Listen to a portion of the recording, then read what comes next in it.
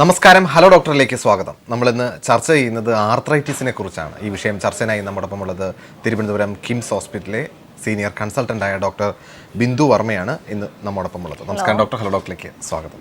നമുക്കറിയാം, കേരളത്തിലെ ജനങ്ങൾ ഏറ്റവും കൂടുതൽ ആശ്രയിക്കുന്ന ആയുർവേദത്തെ ആശ്രയിക്കുന്ന ഒരു പ്രധാന വിഷയമാണ് യഥാർത്ഥത്തിൽ എന്ന് പറയുന്നത്. അപ്പോൾ നമുക്ക് ആർത്രൈറ്റിസിനെ തരംതിരിച്ചു കഴിഞ്ഞാൽ എല്ലാ ആർത്രൈറ്റിസും നമുക്ക് ഒരു കുടക്കീഴിൽ കാണാൻ സാധിക്കും. അത് ആ ചോദ്യത്തിന് ആൻസർ തരാൻ ഇത്തിരി ബുദ്ധിമുട്ടാണ്. കാരണം അതൊരു കോംപ്ലിക്കേറ്റഡ് ആയിട്ടുള്ള ഒരു ടോപ്പിക്കാണ്. കാരണം രണ്ട് അതോ അതിലധികമോ ബോൺസ് ചേരുമ്പോഴാണല്ലോ ഒരു ജോയിന്റ് ഉണ്ടാവുന്നത്. ആ ജോയിന്റിന് ഒരു മൂവബിൾ, ഇമ്മൂവബിൾ എന്ന രണ്ട് രീതിയിലുണ്ട് ജോയിന്റ്സ്. ഈ മൂവബിൾ ജോയിന്റ്സ് ആണെങ്കിൽ ആ മൂവബിൾ ആക്കുന്നത് വെറും ബോൺസ് മാത്രമല്ല, ടെൻഡൻ ഉണ്ടാവും. അതെല്ലാം നമ്മുടെ ആയുർവേദത്തിലെ ആചാര്യന്മാർ വളരെ വിശദമായിട്ട് തന്നെ വിവരിക്കുന്നുണ്ട്. സ്നായു, കണ്ഠര എന്ന് പറഞ്ഞ് മസില്, ലിഗമെന്റ്സ് അങ്ങനെയുള്ള എല്ലാ സ്ട്രക്ചേഴ്സും ചേർന്നാണ് ആ ജോയിന്റിനെ മൂവബിൾ ആക്കുന്നത്. അവിടെ വരുന്ന ഏതെങ്കിലും രീതിയിലുള്ള ഇൻഫ്ലമേഷൻ, അതിനെയാണ് നമ്മൾ ആർത്രൈറ്റിസ് എന്ന് പറയുന്നത്. ഈ ആർത്രൈറ്റിസിനെ നമ്മൾ പല രീതിയിലാണ്, നമ്മൾക്ക് ആയുർവേദ രീതി അനുസരിച്ച് വാദം, പിത്തം, കഫം ഇങ്ങനെ 3 ദോഷങ്ങൾ കൊണ്ടാണ് ശരീരം ഉണ്ടാക്കപ്പെട്ടിരിക്കുന്നത്.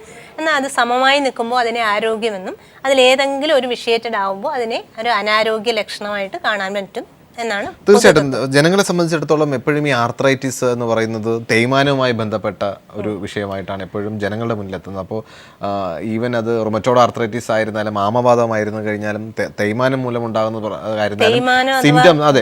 സിംറ്റംസ് പേഷ്യൻ്റിൻ്റെ അടുത്ത് പറയുന്നത് അല്ലെങ്കിൽ പേഷ്യൻ്റ് പ്രസൻറ്റ് ചെയ്യുന്നത് അവരുടെ മുട്ടുവേദന അല്ലെങ്കിൽ ജോയിൻറ്റ് പെയിൻസ് മാത്രമാണ്. അപ്പോൾ ഒരു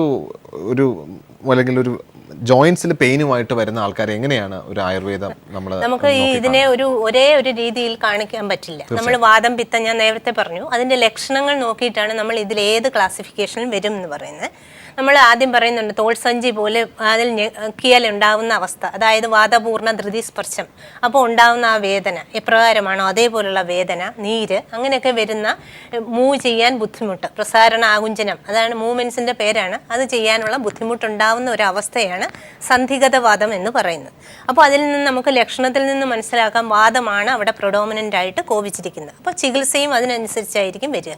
അല്ലാതെ ഏറ്റവും പ്രധാനമായി ഒരു സന്ധിഗതവാദത്തിൽ ഒന്നാണ് വാദശോണിതം. വാദശോണിതമാണ് നമ്മുടെ ശരിക്കും റുമറ്റോയ്ഡ് ആർത്രൈറ്റിസ് എന്ന ലക്ഷണമായിട്ട് ഏറെക്കുറെ സാമ്യമുള്ളത്. അത് നമ്മൾ അസൃജോ രുദ്ധോ വായുഹു വാദശോണിതം, അതായത് രക്തം എന്നൊരു ദോഷത്തെ കൂടെ നമ്മൾ പറയുന്നുണ്ട്. ഈ രക്തത്തിനെ ദുഷിപ്പിക്കുന്ന കാരണങ്ങൾ കൊണ്ട് രക്തം ദുഷിക്കുന്നു. അതിൻ്റെ ഒപ്പം തന്നെ വാദവും കൂടെ ദുഷിക്കുമ്പോൾ അതിനെയാണ് വാദശോണിതം എന്ന് പറയുന്നത്. പിന്നെ എല്ലാവരും കേട്ടിട്ടുണ്ട് റൊമാറ്റിക് ഫീവർ. റൊമാറ്റിക് ഫീവർ ചെറിയ കുട്ടികൾ മുതൽ കണ്ടുവരുന്ന ഒരു സന്ധി രോഗമാണ്. അതിനെ നമ്മൾ ആമവാദം എന്ന് പറയും. അതിലാവുമ്പോൾ കഫവും കൂടി ദുഷിക്കുന്ന ഒരു ലക്ഷണമാണ് കാണിക്കുക.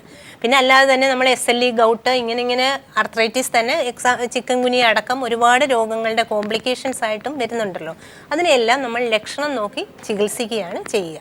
അതുകൂടാതെ നേരത്തെ എന്നോട് പറഞ്ഞു ഡീജനറേറ്റീവായിട്ട് വരും തേയ്മാനം, അതാണ് ഓസ്റ്റിയോ ആർത്രൈറ്റിസ്. വെയിറ്റ് ബിയറിംഗ് ആയിട്ടുള്ള നീ ജോയിൻറ്റിൽ വരുന്ന ഒരു പ്രധാന സന്ധിരോഗമായിട്ട് നമ്മൾ ഓസ്റ്റിയോ ആർത്രൈറ്റിസിനെ കാണാൻ പറ്റും.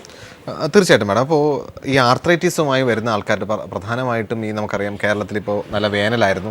അത് കഴിഞ്ഞ് കുറച്ചിടങ്ങളിലെങ്കിലും വേനൽ മഴ നല്ല രീതിയിൽ തണുക്കുകയും ചെയ്തു. അപ്പോൾ പെട്ടെന്ന് ഈ ടെമ്പറേച്ചറിൽ വരുന്ന വ്യത്യാസം, വളരെ കൺട്രോൾഡ് ആയിട്ട് മരുന്നൊക്കെ കഴിച്ച് വേദനയൊന്നും ഇല്ലാതെ വളരെ നോർമൽ ലൈഫായിട്ടിരുന്ന് പോകുന്ന ആൾക്കാർ പോലും പെട്ടെന്ന് മഴ വന്നു, തണുത്തു ഒക്കെ ചെയ്തതിന് ശേഷം ഒരു 2-3 ദിവസത്തിനകത്ത് അവരുടെ വീണ്ടും സിംറ്റംസ് ഒക്കെ പഴയതുപോലെ പല ആൾക്കാർക്കും മുട്ടുവേദന തുടങ്ങി, നടുവേദന തുടങ്ങി, റുമറ്റോയ്ഡ് ആർത്രൈറ്റിസ് ഉള്ളവർക്ക് അത് ഈവൻ നടക്കാൻ പോലും ബുദ്ധിമുട്ടുണ്ടാകുന്ന അവസ്ഥയിലേക്ക് മാറി. അപ്പോൾ ഈ ക്ലൈമറ്റിൽ വരുന്ന ചേഞ്ചസ് ഇത്തരം ആർത്രൈറ്റിസ് രോഗികളെ കൂടുതൽ ബുദ്ധിമുട്ടിക്കുന്നു. തീർച്ചയായിട്ടും മഴക്കാലത്തായിരിക്കും കൂടുതലായി ഈ വേദനകൾ കണ്ടുവരുന്നത്. കൂടാതെ നമ്മൾ ഒന്നിൽ നിന്ന് നേരെ ഓപ്പോസിറ്റ് ആയിട്ടുള്ള ഒന്നിലേക്ക് പോകുമ്പോൾ നമ്മൾ കുട്ടികളോട് പറയും തല വേർത്ത് ഉടനെ കുളിക്കരുത്. അപ്പോൾ നേരെ ഈ പറയുന്ന വേനൽ സമയത്ത് നിന്ന് നേരെ മഴയിലേക്ക് പോകുമ്പോൾ ഉണ്ടാകുന്നത് ആ ദോഷവൈഷമ്യമാണ് ഈ രോഗങ്ങൾക്ക് ഏറ്റവും പ്രധാന കാരണം. നമുക്ക് ഓരോ ഋതു അനുസരിച്ചും ഓരോ കാലത്തിനനുസരിച്ചും പ്രായത്തിനനുസരിച്ചും ഇന്ന ആഹാരം, ഇന്ന വിഹാരം എന്ന് ആചാര്യന്മാർ വിധിക്കുന്നുണ്ട്. പക്ഷെ ആരും തന്നെ അതൊന്നും ഇന്നത്തെ പുതിയ ലൈഫ് സ്റ്റൈലിൽ അതൊന്നും ഫോളോ ചെയ്യാൻ തയ്യാറാകാത്തതാണ് ഇന്നത്തെ ഇതുപോലുള്ള രോഗങ്ങൾക്ക് ഏറ്റവും പ്രധാന കാരണം. പ്രധാനമായിട്ട് ഇന്നത്തെ രാത്രികളിൽ ഫേസ്ബുക്ക്, വാട്സപ്പ് അങ്ങനെ കമ്പ്യൂട്ടർ അഡിക്റ്റഡ് ആയിട്ട് അങ്ങനെ നീണ്ടു പോകുമ്പോൾ 12 മണിക്കൊക്കെ ആയിരിക്കും ഓരോ ചെറിയ കുട്ടികളടക്കം ഉറങ്ങുന്നത്. അപ്പോൾ അതെന്താ സംഭവിക്കുക, രാത്രി അസമയത്ത് ഉറങ്ങാതിരിക്കുമ്പോൾ നമുക്ക് വരുന്നത് വാതവൈഷമ്യമായിരിക്കും.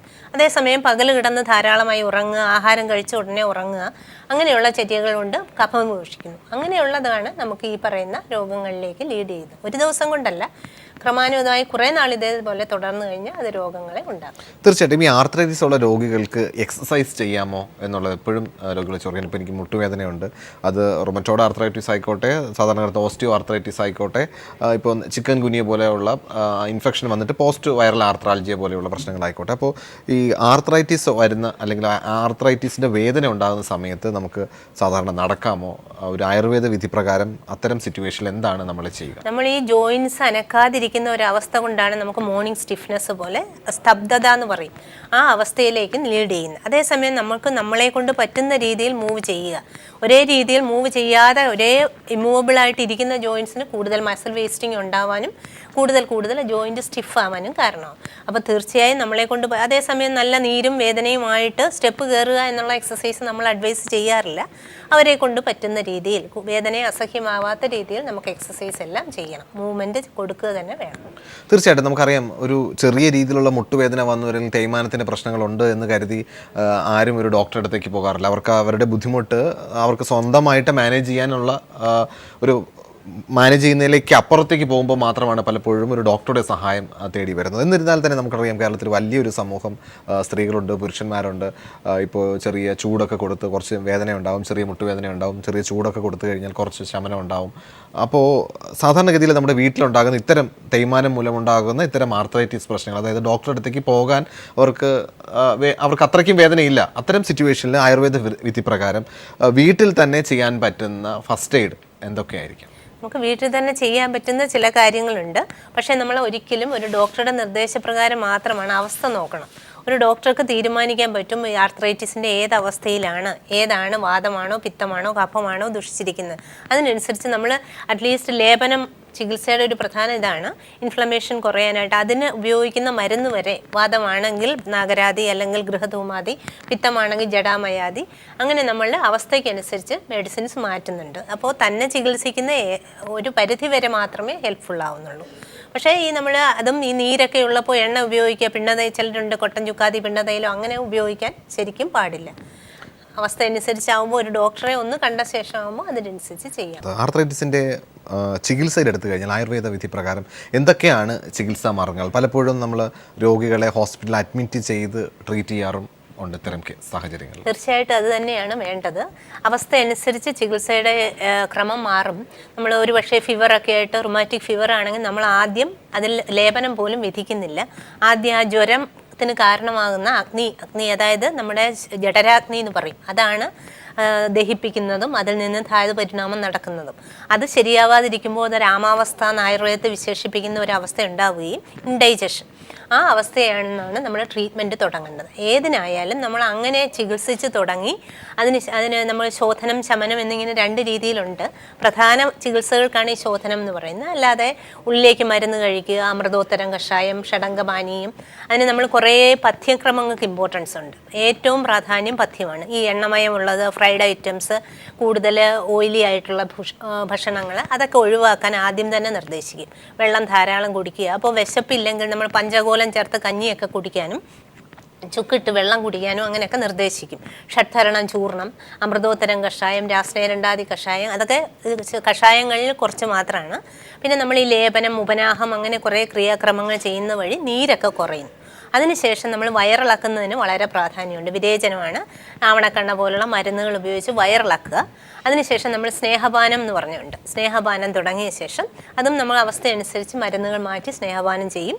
അതിന് പിന്നെ വസ്തി, ഇലക്കിഴി അങ്ങനെയുള്ള ഇതിലേക്ക് പോയി. വസ്തിയാണ് ഈ വാതശോണിതത്തിൻ്റെ ഏറ്റവും അഗ്രമായ ശോധന ട്രീറ്റ്മെൻറ്റ്. അത് ചെയ്യുന്നത് വഴി ക്ഷീരവസ്തി, കഷായവസ്തി, അങ്ങനെ പല വസ്തികളുണ്ട്. അതും അവസ്ഥ നോക്കിയിട്ട് ചെയ്യും. അതിനോടൊപ്പം മരുന്നുകളും കൂടെ കഴിക്കുമ്പോഴാണ് പൂർണ്ണമായിട്ടും ഈ ഒരു അസുഖത്തിനെ നമുക്ക് RA ഫാക്ടറൊക്കെ നമുക്ക് കുറയ്ക്കാൻ പറ്റുന്ന ഒരു സ്റ്റേജിലെത്താൻ പറ്റും. ഈ റുമറ്റോയ്ഡ് ആർത്രൈറ്റിസ് ഉണ്ടാകുന്ന പേഷ്യൻസിന് ഒരു കംപ്ലീറ്റ് നോർമൽ ലൈഫ് പോസിബിൾ ആണോ? അതോ പലർക്കും പല രീതിയിൽ, ചിലർക്കത് ആർത്രൈറ്റിസ് വളരെ മൂർച്ഛിച്ച അവസ്ഥയിലായിരിക്കും ചിലരുണ്ടാകുക, ചിലർക്ക് ആർത്രൈറ്റിസ് ഉണ്ട് എന്നല്ലാതെ അവർക്ക് അവരുടെ ദൈനംദിന ജീവിതത്തെ വലിയ രീതിയിലൊന്നും ബുദ്ധിമുട്ടിക്കാതെ തന്നെ അത് പോവുകയും ചെയ്യും. അപ്പോൾ എന്തൊക്കെ ഘടകങ്ങളാണ് ഈ റുമറ്റോയ്ഡ് ആർത്രൈറ്റിസ് ഉണ്ടാകുന്ന ആൾക്കാരെ, പ്രത്യേകിച്ച് ആമവാദം ഉണ്ടാകുന്ന ആൾക്കാരെയൊക്കെ അതൊരു അവർക്ക് ജീവിതത്തെ അത് ബുദ്ധിമുട്ടിക്കുന്ന തരത്തിലേക്ക് വേദനയും നീരും ഒക്കെ ഉണ്ടാക്കുക? ഇത്തരം ആൾക്കാർ ലൈഫ് സ്റ്റൈൽ എന്തൊക്കെ ചേഞ്ചസ് ആണ് വരുന്നത്? ഇത് ചികിത്സിച്ച് മാറ്റാൻ പറ്റുന്ന ഒരു രോഗമാണോ എന്നൊരു കോമൺ ക്വസ്റ്റ്യനായിട്ട് ചോദിക്കാറുണ്ട് പേഷ്യൻസ്. തീർച്ചയായിട്ടും നമ്മളുടെ ആരോഗ്യകരമായ ഒരു ആഹാര രീതി, വിഹാര രീതി കൊണ്ട് ഒരു പരിധിവരെ, ഒപ്പം ഈ മരുന്നും ട്രീറ്റ്മെൻറ്റും ചെയ്യുന്ന വഴി ഇതിനെ നമുക്ക് തീർച്ചയായിട്ടും ഒരു വർഷത്തിനകം തന്നെ നമുക്ക് RA നെഗറ്റീവ് ആക്കാൻ പറ്റും. പക്ഷേ നമ്മൾ ഏറ്റവും അത്യാവശ്യമായിട്ട് പറയുന്ന ആഹാര രീതിയിലും വ്യായാമ രീതിയുമായിരിക്കും നമ്മൾ ശ്രദ്ധിക്കാനുള്ളത്. അതിൻ്റെ ഒപ്പം തന്നെ നമ്മൾ മരുന്നുകൾ കഴിക്കുന്നത് വഴി തീർച്ചയായിട്ടും ഇത് ചികിത്സിച്ച് മാറ്റും. പക്ഷേ മനസ്സിനുമുണ്ട് വളരെയധികം ഒരു പ്രാധാന്യം. എനിക്ക് മാറുമോ എന്നുള്ള ടെൻഷൻ വരുമ്പോൾ അത് എത്രത്തോളം ഒരു പരിധി വരെ ഉള്ളൂ. പക്ഷേ മനസ്സുകൊണ്ട് എനിക്ക് പറ്റും എന്നുള്ള രീതിയിൽ മുന്നോട്ട് പോവുകയാണെങ്കിൽ, അതുപോലെ നമ്മൾ ബ്രാഹ്മ മുഹൂർത്തേ ഉത്തിഷ്ഠേ എന്നൊക്കെ പറഞ്ഞ് ജീവിതചര്യ പറയുന്നുണ്ട്, അതൊക്കെ അതേ രീതിയിൽ ഫോളോ ചെയ്യാൻ പറ്റിയാൽ നമുക്ക് തീർച്ചയായിട്ടും ഇതിനെ ചികിത്സിച്ച് മാറുന്നതാണ്. തീർച്ചയായിട്ടും ഈ എപ്പോഴും മുട്ടിനകത്ത് വേദന വന്നു കഴിഞ്ഞാൽ, നീര് വന്നു കഴിഞ്ഞാൽ നമ്മുടെ കേരളത്തിലുള്ളവർ ആദ്യം ചെയ്യുക നമ്മുടെ വീട്ടിൽ വെള്ളം ചൂടാക്കി പിഴിഞ്ഞ് മുട്ടിന് ചുറ്റും പിടിക്കുക, അല്ലെങ്കിൽ ഏത് ജോയിൻസിലാണോ വേദനയൊക്കെ ഉള്ളത് അല്ലെങ്കിൽ നീരുള്ളത് അവിടെ പിടിക്കുക എന്നുള്ളതാണ്. അപ്പോൾ എല്ലാ വേദനയ്ക്കും നീരിനും ഈ ചൂടുവെള്ളം അല്ലെങ്കിൽ ചൂട് പിടിക്കുന്നത്, ആവി കൊള്ളുന്നത് ഒരു പരിഹാരമാണോ? അത് പരിഹാരമല്ല. അത് അവസ്ഥ നോക്കി മാത്രമേ ചിരിക്കാൻ പറ്റുള്ളൂ.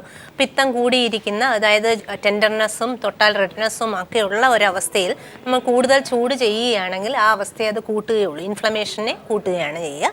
ആദ്യം നമ്മൾ ആ പിത്തത്തിനെ ശമിപ്പിച്ച ശേഷം ചൂട് ചെല്ലുമ്പോൾ അത് വാദത്തിനും കൂടെ ശമനമായി തീരും.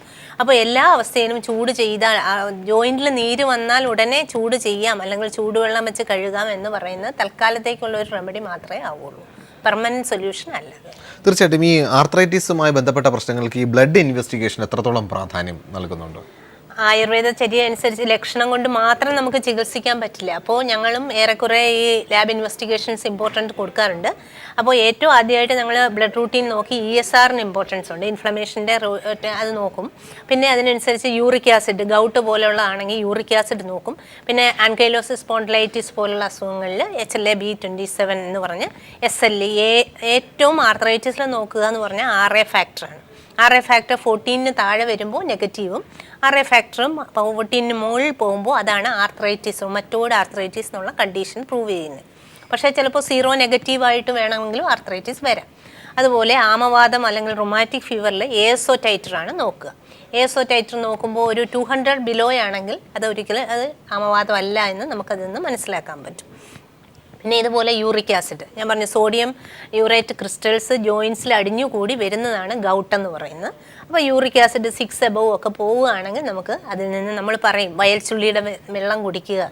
അതൊക്കെയാണ് നമ്മുടെ നല്ല അനുഭവം, ഞങ്ങളുടെ ചികിത്സാ അനുഭവത്തിൽ നിന്ന് അതിന് തീർച്ചയായിട്ടും അത് യൂറിക് ആസിഡ് നെഗറ്റീവ് താഴേക്ക് പോകാൻ നമുക്ക് സാധിക്കും. അപ്പോൾ ആ ഇൻവെസ്റ്റിഗേഷൻസും നമുക്ക് ഒരു പരിധി വരെ ഡിപ്പെൻഡബിളാണ്. മാഡം നേരത്തെ പറഞ്ഞതുപോലെ നമ്മളൊക്കെ അറിയാം, നമ്മുടെ കേരളത്തിൽ ഒരുപാട് ജനങ്ങൾ ഈ മുട്ടുവേദനയൊക്കെ ആയിട്ട് കൊണ്ട് നടക്കുന്നത്, അതായത് അവരുടെ വേദന ഒരിക്കലും ഒരു ഡോക്ടറുടെ അടുത്തേക്ക് എത്തിക്കുന്ന തരത്തിലേക്ക് അത് മാറുന്നില്ല. അവരുടെ ദൈനംദിന ജീവിതത്തിലെ ചെറിയതൊക്കെ ബുദ്ധിമുട്ടുണ്ടാക്കുന്നുണ്ടെങ്കിലും കൂടും അത് മുടക്കുമ്പോൾ മാത്രമാണ് ഒരു ഡോക്ടറുടെ അടുത്തേക്ക് ചെല്ലുന്നത്. അപ്പോൾ നേരത്തെ കൂട്ടി ട്രീറ്റ് ചെയ്ത് കഴിഞ്ഞാൽ ഇത്തരം അസുഖങ്ങൾ, ആർത്രൈറ്റിസ് പോലെയുള്ള ഏത് പ്രശ്നങ്ങളായിക്കോട്ടെ, അവർക്ക് കുറച്ചുകൂടി നല്ല രീതിയിലുള്ള ഒരു റിലീഫ് കൊടുക്കാനായിട്ട് ആയുർവേദത്തിന് സാധിക്കും. തീർച്ചയായിട്ടും അതിനാണ് ഈ എക്സിക്യൂട്ടീവ് ചെക്കപ്പ് പോലെയുള്ള നമ്മൾ പറയുന്നുണ്ട് 40 വയസ്സ് കഴിഞ്ഞാൽ എല്ലാവരും വെറുതെ ആയാലും ബോഡി ചെക്കപ്പ് ചെയ്യണം. അതുപോലെ തന്നെ നമ്മൾ സ്വസ്ഥവൃത്തം എന്ന് പറയുന്നുണ്ട്. രോഗം വരാതിരിക്കുന്നതാണ് രോഗം വന്നിട്ട് ചികിത്സിക്കുന്നതിലും നല്ലത്. അതാണ് ഏറ്റവും പ്രധാന പ്രിൻസിപ്പിൾ. അതിനനുസരിച്ച് ഫോളോ ചെയ്യുകയാണ്. കൃത്യമായി മാസത്തിലൊരിക്കൽ വയറിളക്കുക. നമ്മൾ പല വിധത്തിലുള്ള ഫുഡൊക്കെ കഴിക്കുന്നുണ്ടാവും. ആ ഫുഡ് കഴിക്കുന്ന ടോക്സിൻസ് ബോഡിയിൽ വരുമ്പോൾ അതിനെ ഒഴിവാക്കാനായി നമ്മൾ കൃത്യമായി മാസത്തിലൊരിക്കൽ വയറിളക്കുക, അങ്ങനെയുള്ള ആഴ്ചയിൽ ഒരു ദിവസം എണ്ണ തേച്ച് കുളിക്കുക ഒക്കെ തന്നെ ഈ ജോയിൻസിന് ഡീജനറേഷനിലേക്ക് പോവാതിരിക്കാൻ നമുക്ക് വളരെ സഹായമാകും. മാം, ഈ പലപ്പോഴും ഉണ്ട് ഈ എല്ലുകൾക്ക് ഉറപ്പുണ്ടെങ്കിൽ ഈ തേയ്മാനത്തിൻ്റെ പ്രശ്നങ്ങൾ വളരെ വലുതായിട്ട് ബാധിക്കാറില്ല, അല്ലെങ്കിൽ മസിലുകൾക്ക് ബലമുണ്ടെങ്കിൽ ഈ തേയ്മാനം വലുതായിട്ട്, ആർത്രൈറ്റിസ് പോലുള്ള ബുദ്ധിമുട്ടുകൾ വലുതായിട്ട് ബാധിക്കാറില്ല. അപ്പോൾ എല്ലുകൾക്ക് ബലം കിട്ടാനായിട്ട് ആയുർവേദത്തിൽ എന്താണ് നമ്മൾ ചെയ്യുക? കാൽസ്യം കുറയുമ്പോഴാണ് എല്ലുകൾക്ക് തേയ്മാനം വരുന്നത്. അല്ലാതെ തന്നെ വെയിറ്റ്, പ്രത്യേകിച്ച് ഓസ്റ്റിയോ ആർത്രൈറ്റിസ് ഒരു 40 കഴിഞ്ഞിട്ടുള്ള സ്ത്രീകളിൽ വരുന്നതാണ്. അപ്പോൾ വെയിറ്റ് കൂടാതെ നോക്കുക, അതാണ് ഏറ്റവും പ്രാധാന്യം. അപ്പോൾ വെയിറ്റ് ബിയറിംഗ് ജോയിൻസിന് അതാതിൻ്റെ കർമ്മങ്ങൾ ചെയ്തുകൊണ്ട് കൊണ്ട് പോകാൻ പറ്റും. ഡീജനറേഷൻ എന്ന അവസ്ഥയിൽ പ്രൊട്ടക്റ്റ് ചെയ്യാൻ പറ്റും. അപ്പം വെയിറ്റ് കൂടാതെ എല്ലാവരും ശ്രദ്ധിക്കുക. അതുപോലെ ഇലക്കറികളൊക്കെ, ഈ പഴകിയ ധാന്യങ്ങൾ, അങ്ങനെയുള്ള ആഹാരം, മഴക്കാലത്ത് നമ്മൾ പറയും പഴകിയ ധാന്യങ്ങൾ ചേർത്ത ആഹാര രീതി എല്ലാവരും പ്രാവർത്തികമാക്കുക. അതുപോലെ ചൂട് കാലത്താണെങ്കിൽ വെള്ളരിക്ക, അങ്ങനെയുള്ള നമ്മളിപ്പോൾ പറയുമല്ലോ കുക്കുംബർ, അങ്ങനെ ജലാംശം കൂടിയ ആഹാരമാകുക. അപ്പോൾ അതുവഴി നമുക്ക് ഉള്ളിലുള്ള എല്ലാ അവയവങ്ങളെ അതാത് രീതിയിൽ നിലനിർത്താൻ സാധിക്കും. ഇലക്കറികളൊക്കെ ധാരാളം കഴിക്കുക. പിന്നെ വല്ലപ്പോഴുമെങ്കിലും ആയുർവേദ മരുന്നുകൾ കഴിക്കുന്നതുകൊണ്ട് ഒരു ദോഷവും വരുന്നില്ല. പ്രൊട്ടക്റ്റ് ചെയ്യാൻ സഹായിക്കുകയും. മാം, നമുക്കറിയാം കേരളത്തിൽ ഏറ്റവും കൂടുതൽ ആൾക്കാർ ഈ ഡീജനറേറ്റീവ് ചേഞ്ചസുമായിട്ട്, അതായത് ഓസ്റ്റിയോ ആർത്രൈറ്റിസുമായിട്ട് ജീവിക്കുന്ന വലിയൊരു സമൂഹം നമ്മുടെ മുന്നിലുണ്ട്, പ്രത്യേകിച്ച് സ്ത്രീകൾ. അപ്പോൾ അവർ വീട്ടിൽ എന്തൊക്കെ കാര്യങ്ങളാണ് ഇത്തരം സാഹചര്യങ്ങളിൽ ശ്രദ്ധിക്കേണ്ടത്? നമുക്കറിയാം ഒബേസ് ആയിട്ടുള്ള മുതിർന്ന സ്ത്രീകൾ, അതായത് 40 വയസ്സിനുള്ള മുതിർന്ന സ്ത്രീകൾ, അവരുടെ അടുത്തൊക്കെ നമ്മൾ ചോദിച്ചു കഴിഞ്ഞാൽ പറയും ഞങ്ങൾക്ക് മുട്ടുവേദനയാണ്, നടക്കാൻ പറ്റില്ല, എക്സസൈസ് ഒന്നും തന്നെ ചെയ്യാൻ പറ്റില്ല, പിന്നെ എങ്ങനെ വെയിറ്റ് കുറയ്ക്കുമോ എന്നുള്ളൊരു സിറ്റുവേഷനിൽ എത്തി നിൽക്കുന്ന ഒരുപാട് ആൾക്കാർ നമ്മുടെ മുന്നിലുണ്ട്. പ്രത്യേകിച്ച് വേദന അസഹനീയമായിട്ട് ഉണ്ട് താനും. അപ്പോൾ ഇത്തരം സാഹചര്യങ്ങൾ എന്താണ് ചെയ്യുക? ആയുർവേദ വിധി പ്രകാരം എന്താണ് എന്ത് സൊല്യൂഷനാണ് അവർക്ക് നമുക്ക് നൽകാൻ സാധിക്കുക? അവർക്ക് മൂവ് ചെയ്യാൻ പറ്റാത്ത രീതിയിലേക്ക് ആ ഓസ്റ്റിയോ ആർത്രൈറ്റിസ് എന്നുള്ള അവസ്ഥ ബാധിക്കുകയാണെങ്കിൽ അവരാദ്യം അവർക്ക് അതേ രീതിയിലുള്ള ആ വേദനയൊന്ന് കുറയ്ക്കാനായിട്ട് നമുക്ക് ചെയ്യാൻ പറ്റുന്ന കാര്യങ്ങൾ ചെയ്യുക. ഒരു 45 വയസ്സിന് ശേഷം മെനോപോസ് വരുമ്പോൾ ഈ ഓവറി ഹോർമോൺ പ്രൊഡക്ഷൻ കുറയുന്നത് കൊണ്ടാണ് കാൽസ്യം കുറയുന്നത്. അപ്പോൾ അങ്ങനെ വരുന്ന ആ ഒരു അവസ്ഥ എന്തായാലും നമുക്ക് എല്ലാവർക്കും മുൻകൂട്ടി കാണാവുന്നതാണ്. അതിനനുസരിച്ച് നമുക്ക് എങ്ങനെ ആ ഡീജനറേഷൻ മാറ്റാം എന്നുള്ളതിനനുസരിച്ച് എണ്ണയൊക്കെ പുരട്ടുക.